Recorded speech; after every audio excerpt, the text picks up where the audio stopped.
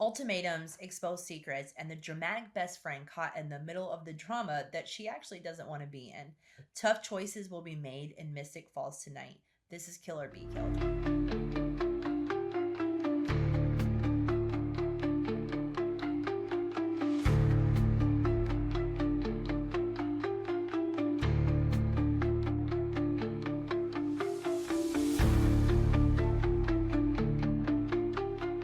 Welcome back to Bloodlines and Backdrops, and today I'm very, very excited to have a new co-host. Presley's out of here. She's fired. We're done. I fired her on the spot. I don't even know if she's seen the episode. No, I'm just kidding, you guys. This is one of our other tour guides, Skylar Purdue. Skylar, how long have you been a vampire stalker? Since 2015. That's when you first started watching filming, correct? Oh, no, that's when I started working. Okay, so you've been working here since 2015. Yes. When did you first start watching filming? Right around season 1. Yeah, so okay, so you were still like little at that point. Very little. When we've talked before about Stefan holding a baby, it's her little sister. Skylar also has some really cool vintage pictures with the cast for you guys to see. But yeah, Skylar is also one of our tour guides. If you've ever taken a tour with Presley, it is probably Presley and Skylar together. So welcome. Thank you for doing the episode with me. The whole time. I'm about to let this two of you recap this episode. She just talked for the first time in front of the tours 2 days ago. Now she's like, let me do the podcast. I'm ready. I'm ready. Episode 5, though. This episode is fantastic. We talked about how good the last episode was. We got a lot of flashbacks. We got a lot of information. But this episode is also still chock full with a lot of information. So the episode opens up. Uncle Mason is in Florida, which definitely checks. I don't know why I didn't think he was just coming from Florida the whole time. And we start to see, if you remember, right around the time that Caroline got turned at the carnival, they compelled that guy to fight Tyler and to not stop. Like, keep fighting, keep fighting, keep fighting. And he didn't understand why he wouldn't stop. You can tell that Uncle Mason's friend is under some kind of compulsion. Yeah. We don't know who has compelled him or anything at this point, but we can tell that he is compelled because we've seen it with that episode with Tyler, which I think was episode 1. I think it was season 2, episode 1. So he's just like going at it, going at it, going at it. Uncle Mason picks up his friend, tosses him down on the ground, and it cracks his head and kills him. And then you see his eyes glow, just start glowing. So it shows you what he did to trigger the curse. And what's crazy about this is Uncle Mason tells Tyler, or he didn't know anything about it until it happened to him. Yeah. His family just like kept it a secret, which is kind of crazy. I'd be bragging about it. I would also be talking about it. I don't know if I'd be bragging about it.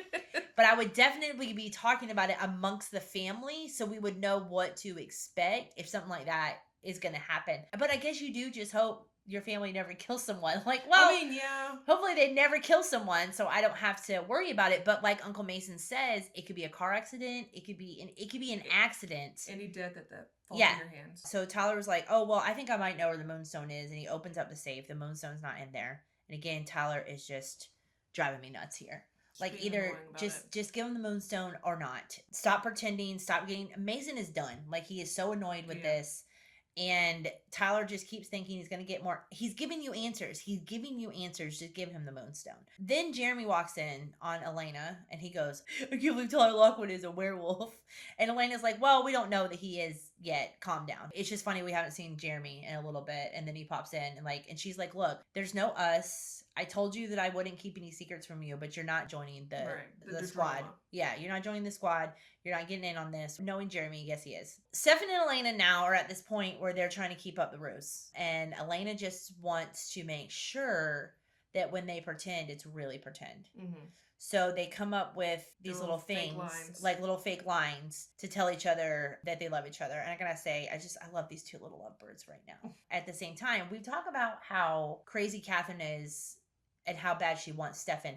Elena's not far from it. Elena is also pretty crazy to continue to be in a relationship with this person that has thrown her up against the wall. And, we've seen how he is when he's on human blood. Both of these girls are crazy for wanting to be with Stefan. But Katherine maybe a little bit less because she is actually a vampire. It makes a little bit more sense. Caroline and her mom, they're bickering. I'm honestly not interested in it. I don't care. It pissed me off. Caroline's being a brat. Yeah. She clearly is just trying to push everybody away right now or whatever she's doing, but I just wasn't interested in it. If I was to say half the stuff that Caroline said to her mom, I would have got back in it. Oh yeah, backing in real quick. Yeah, no, definitely not going to talk to my mom like that, especially if she's the sheriff. Exactly. And I think that though that is Caroline's like a perfect example of those kids that have like cop parents that act like that, kind of get away with everything, and it's like, no, actually, your parent is still a cop. She's gonna wipe your ass if you don't watch out. Stefan tells Mason that he wants to apologize for everything, and Mason's like, I don't really need an apology from you. You're not my problem. Your brother, and the fact that he just like won't leave me alone is really the problem. And then Stefan's like, we really need to, stop this alpha male shit. And then Mason goes, well, you should watch your back. And then Stefan turns around real quick and shows him that he's actually the one that needs to watch his back. He shows his strength. Uncle Mason just kind of walks off. Damon shows up. He says, what are you doing? He goes, there's no way you trust him, right? And Stefan goes, absolutely not. I do think that Mason's going to try to kill us as soon as he can because you tried to kill him. Exactly. That is not unfair of Uncle Mason. It's literally the episode is kill or be killed. And Damon has put everyone in that position now since he had to attack Mason just to see or whatever. Although we knew that what was crazy about him stabbing him the last episode is that Mason admitted to who he was. Yeah. So there was no reason for Damon to try to kill him except just to kill him. You could just tell like he's scared of it. Yes, he's just scared of it. He's very scared of the unknown. That's a lot of information to walk around for 145 years and then realize that there's something else besides witches and vampires out there. So Jeremy and Tyler have their little scene together. And I always love when they're together because Jeremy is always trying to be Tyler's bestie. And Tyler's not having it. He's like, get away from me. Yeah, get away from me. You're annoying. And then Jeremy's like, fine. And he goes to walk out. But then I kind of love Tyler goes, hey, man, actually, that was really cool for you to be there when my dad died. I appreciate you being there for me. Amy freaking Bradley is back. Why is she hanging out with Tyler? I'm so confused. 2 episodes ago, she was compelled. And then she was like, I don't like you. I like Matt. What happens? And then she's also got this girl with her. I don't even think her name is Sarah. And she's got a little crush on Jeremy, which doesn't come to play in a little bit, but she's got a little crush on Jeremy. Now, we're back at the park. Uncle Mason blows shit up. He decides he's going to blow shit up. He's tired of it. He's tired of the drama. He goes over to Sheriff Forbes, and he says, I need to talk to you about the council. And she goes, we don't talk about that. It's a secret. And he goes, well, it's not a secret because I do know about it. And there's actually someone on your council that you need to worry about. And he tells her that Stefan and Damon are vampires. And she cannot believe that. Yeah. She's like, no, Damon's my best friend. She's like Damon's my friend. Damon's my friend. No way. And I want to say at this point that Sheriff Forbes now has a vampire best friend, a daughter best friend, and a gay husband. Maybe being a police officer is not your calling. You're not very good at this. You're 3-0, girl. It's time. Maybe you need to pick another career. And he says, I'll prove it to you. Just let me prove it to you. I'll prove to you they're vampires. She can't fathom why they're walking in the sun, and Mason doesn't explain that. At that point, he doesn't say anything about witches. He just says they've evolved. Yeah, because it's not 1864 Yeah, anymore. It's not 1864. They've evolved. They haven't evolved. They're exactly the same. They just have those daylight rings. So I know that he has to know what a witch is. So then Damon walks over, and he's like, hey, why were you talking to Uncle Mason? And she just kind of plays it off like, I just need to help him clean up. And he's like, well, that's what I'm here for. Like, blah, blah, blah. And you can tell that she's a little off. Right. So he's like, what is your problem? And she goes, well, me and Caroline are fighting. He believes her because he goes over to Caroline and he says, why are you being such a bitch to your mom?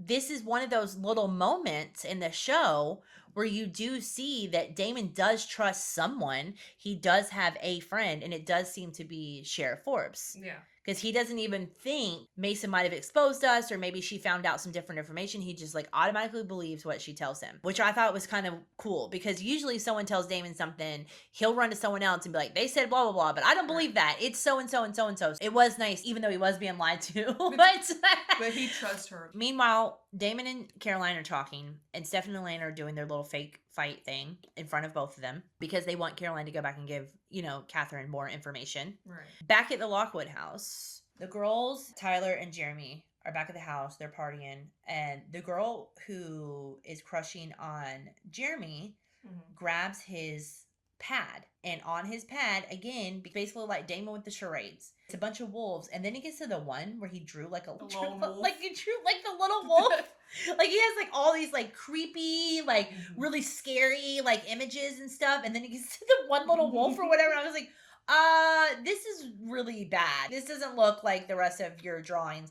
I think we've shown the drawings before. I don't know, are they the same, Presley? No, these were a little different. So he goes through the artwork and then you see the little wolf. And Tyler says, well, I've been working on some stuff too. Let me show you. And he takes Jeremy into the room and then he attacks him. He throws Jeremy up the wall. And he says, how do you know? I don't know what Jeremy could have said. I guess at this point, Jeremy's trying to not expose everyone else. Right. So he mentions that he read about it in the journals. If we go back to season 1, obviously werewolves were never mentioned in season 1. Nothing ever got mentioned. So if he did read about that in the journals, he never brought it up to anyone else. But it would explain why he was drawing the things that he was drawing in season 1. Yeah. So that does tie that together. And actually, Lauren said that to me earlier because I was like trying to run through my head. Why didn't Jeremy bring up the werewolves? And then that makes sense. He just thought it was lore at the time. Also, why didn't the 2 girls follow them into the little room? So they do eventually, but yeah, why didn't they follow them in there? And then like you didn't hear the commotion? Exactly. First of all, Amy Bradley is still a little too trusting of Tyler. She shouldn't be hanging out with Tyler after he took her down to a dungeon, a literal dungeon on his property. Like that's absolutely terrifying. Why did you follow it all? She just wants to party. Yeah, she just wants to party and she's gonna end up dead. Now, Uncle Mason put vervain in the lemonade. Damon goes to take a sip of it. The little girl's like, hey, you want some lemonade? And he goes, yeah, and he takes a sip of it, spits it out immediately. And you just see Sheriff Forbes from the background. They zoom in on her and she's like, she can't believe it. She cannot believe it. She is in absolute shock. And I gotta be honest, I feel for her in this moment because I know, like I said earlier, she's gotta feel dumb. But I also do feel very sorry for her because as we've said, Damon does treat her like a real friend. You know, I actually sent in an audition to be that lemonade girl. Did you? Yeah. Well, tell me what that was like. It was just a casting call. My mom did it on Facebook.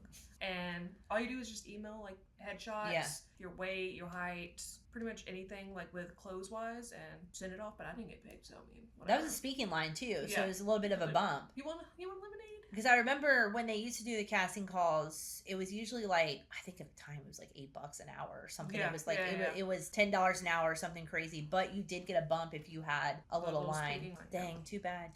Did you do any extra work on the show? No. I did send in for a good bit, but I never got into it.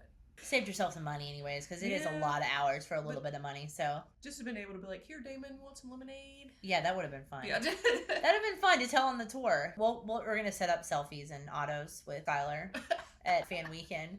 And it's just going to be like, she auditioned for the Lemonade Girl. Okay, so Jeremy tells him all that stuff. And then Tyler says, but I'm not a wolf. My uncle is. And he tells Jeremy that he could be a wolf. But if he did that he would have to kill someone. And then he says, by the way, there's this stone that my uncle's trying to get. And he shows Jeremy the stone. Now, at that point, Jeremy has the stone.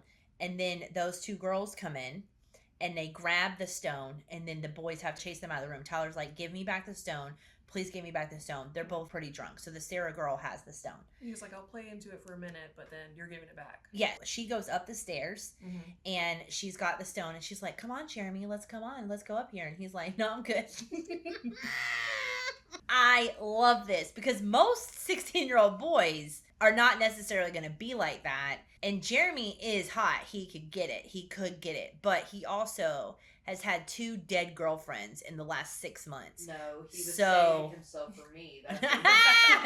Well, I think he's real scared to get... And he doesn't seem like a casual guy anyways. He seems like he's more of a relationship guy. I mean, if that was me and I got turned down like that, I'm like, okay, you know what? Take the stone back. I'm going home. Exactly. I'm going home. Exactly. That's exactly what would happen. Especially if I was drunk, I'd be like, oh, fuck him. Like, I would have went nuts about that. You're ugly anyway. Exactly. Just like men do. What was crazy about that, though, is I don't feel like Jeremy ever gave off a single vibe that he was interested in her from the moment they started hanging out. So she definitely was projecting her likeness onto him. He was not giving it back to her at all. Tyler goes up there. And Tyler's like, give me the stone, being an idiot. And then the girl falls and hits her head on the tile and somehow is fine. I've walked in that house. I've been on that tile. That tile is very hard. And to be rolling downstairs and hitting her head, I'm not saying that it should have killed her, but she definitely should have been like, oh, I'm just playing, haha, and got up. She would have been injured. She could have had a concussion. Something for sure. Hospital. But then he got really scared right then. You see him getting really scared right then. He's very thankful that she is awake. which is great because I also was like, are they about to turn him into a werewolf 3 seconds after he finds out? Like, this is crazy. Let's slow down the storyline just a little bit here. Just a little bit. Elena and Stefan, they have pretended to get in a fight or whatever. Damon and Stefan see Uncle Mason walking off into the woods and they decide to follow him, and it is a trap. So when they get there, Sheriff Forbes and the other 2 police officers shoot them with the bullets, and then they sick them with the vervain. So then they take the Salvatore brothers down into the cellar, and Caroline doesn't know that something's going on yet, but she says to Elena, my mom is off. So she positions herself in a way that she tries to focus in on the listening. That was a really cool scene to me. Yeah. I thought that was very fun, and I love that it showed all the things she was hearing like too. Lawnmower and kids. Yes, and like all that. Like, it was really cool, and then she focuses in, and she hears her mom, and then she realizes, oh shit, the Salvatores are down. Like, something really bad is about to happen. Mason walks up. They're walking towards the cellar. Mason walks into him, and he goes, hey, did your mom know who or what you are? And she goes, I will destroy you. And she kicks his ass. She kicks Mason's ass, which is fantastic. Because now she's kicked Damon and Mason's ass. Yeah. Because he had Elena in like a headlock, and I don't know how she got him out of it. He said something, and she goes, no, I don't think so. And then just immediately, and I don't even feel like she used like vamp speed or nothing. I feel like she just like slowly walked over to him and then just started whipping his ass. Like, they see that they're in the cellar. And Caroline stops Elena, and she's like, I can't go down there. And Elena's like, what do you mean? And she's like, my mom doesn't know. And Elena's like, well, I don't care. I'm going down there. She goes down there, and they're like, Elena, what are you doing? You know, whatever. And she's like, you can't kill them. You cannot do this. This is like part of the series that I love like so much. When we talk about things getting a little scary or a little creepy, but Caroline like whipping around the room and not seeing what's going on, but you can hear that something is in the room with you. That's gotta be scary. Those little moments like that put a little bit of fear in you, Vampire Diaries did really well. And I say that because we're actually going to talk this episode. Jessica got to meet Kevin Williamson, who was the co-producer of this show. He also did Scream, Dawson's Creek. He's so good at doing teenage drama and horror. And this was like a really good scene for that. I don't even know that he necessarily wrote this scene, but I just thought it was creepy. Like Caroline, like the whooshing and the, not figuring out where she was. But then in pure Caroline fashion, Presley and I talked about this the first time that she fed. She didn't have to go in there and kill all those police officers. She didn't have to do that. She could have bit them and knocked them out. But she was like, you know what? I'm going to show you who I really am. And then she just goes in there and takes out the whole room except for her mom. And it's unnecessary. Scared. And then she goes in there guns ablaze. Yes. And then all you see is just like a blonde wig going everywhere on the screen. I do feel like Caroline made the wrong choice in how to. I feel like she could have saved the Salvatore brothers without killing the whole squad. So Caroline is begging her mom not to tell. And she's like, Damon will kill you. And then I like this part. I don't know if Presley, you can screen this or what. But it just pans to Damon real quick. She goes, Damon will kill you. And you just see Damon going, it's like, yeah, I will. But it's like so quick. It's so quick. It's really funny. And then she goes, well, just kill me because I don't want to live if my daughter's like this. And I gotta tell you, gut-wrenching.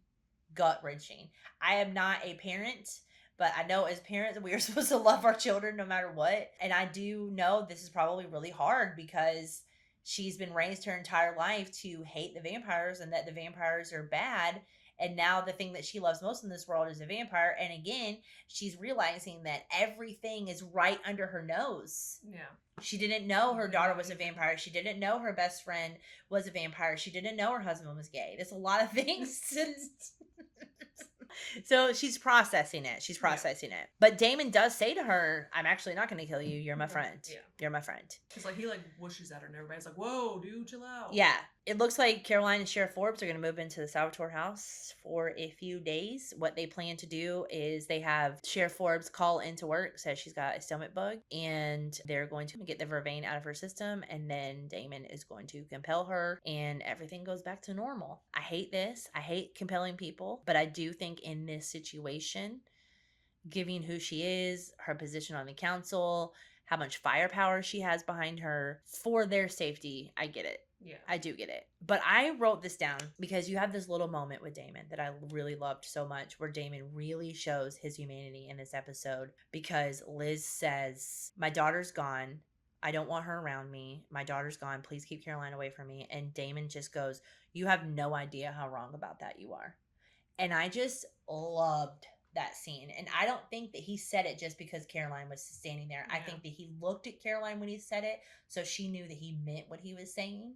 I just thought that was like a really nice, we get to see a little bit of Damon's humanity scene. And it also shows you how much he cares about Sheriff Forbes. Stefan is done pretending. They're getting ready to leave the dungeon, and she walks in and he's got a blood bag in his hand, which, by the way, he keeps so many bags in there. Like, how many meals a day are you eating? What are we doing? It's a lot. It's a lot of bags. He grabbed her blood bags, and she walks in, and she's like, what are you doing? And he goes, I need to sip on this shit and try to build up a tolerance.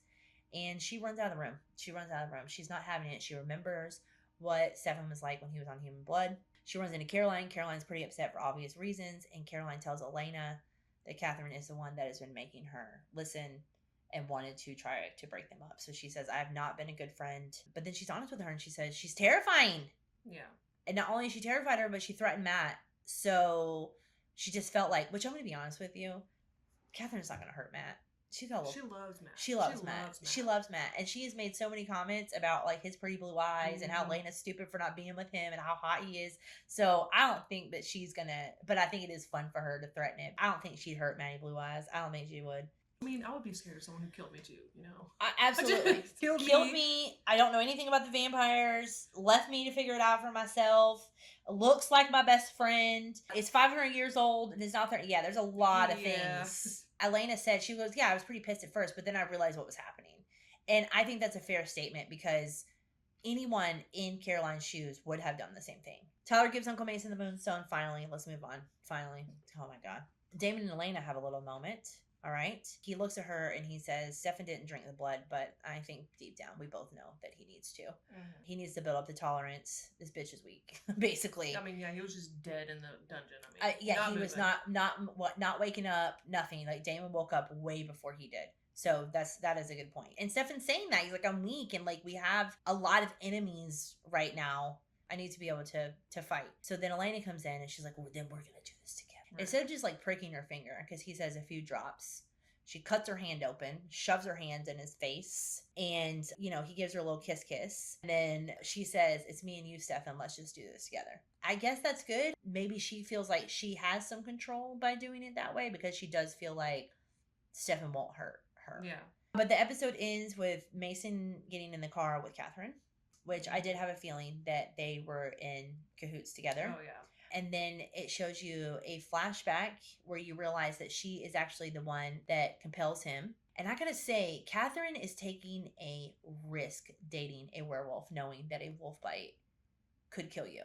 Exactly. He has to know that she's a vampire, too. He's got to know that she's a vampire, which means whatever she's after is worth the risk. And so it really makes you question this Moonstone. That's the $1 million question. And I did want to say that right when that happened, she makes out with Uncle Mason. I don't know about you, but I just go, damn, Nina Dobrev really got to make out with everyone these last couple of episodes. Yeah. Like, she got to make out with Damon, she made out with Stefan, and she made out with Mason. So she got to make out with everybody these episodes. And that is to kill or be killed.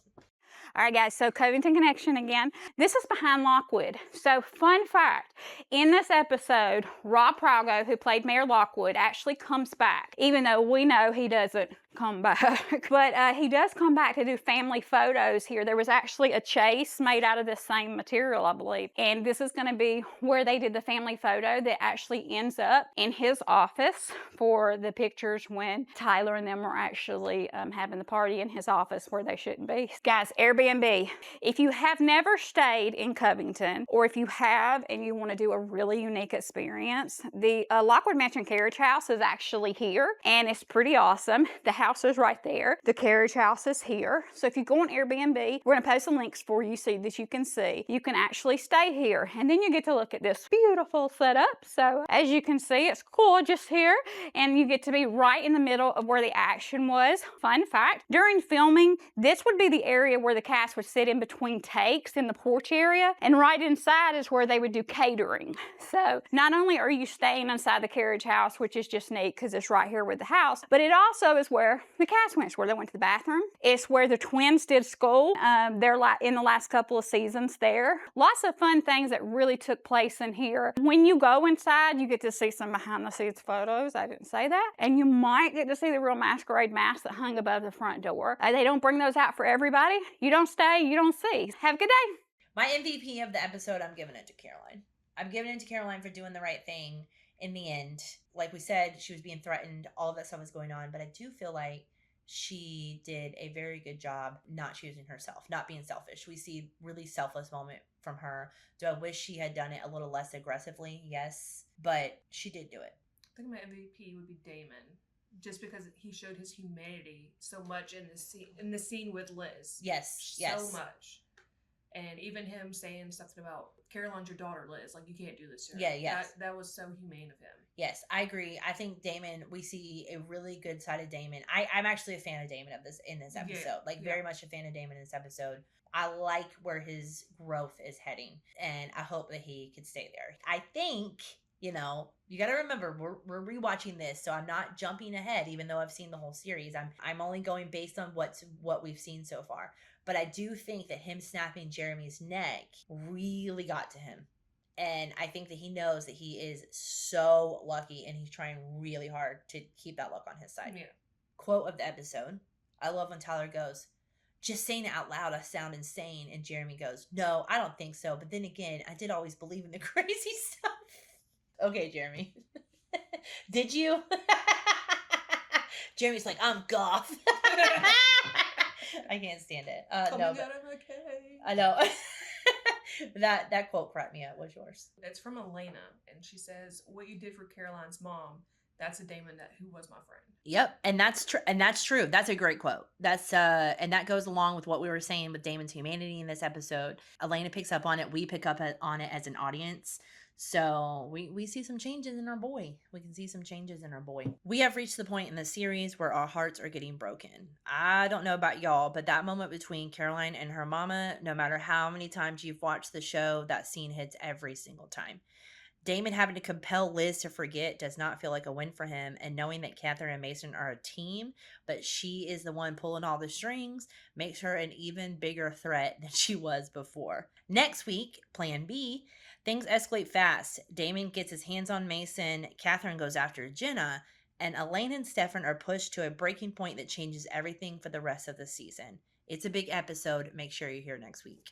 Use Bloodlines and Backdrops to tell us what your favorite moment of Season 2 is and what you're looking forward to for Season 2. And until then, stay safe, stay vampy, and remember, in Mystic Falls, nothing is ever as it seems.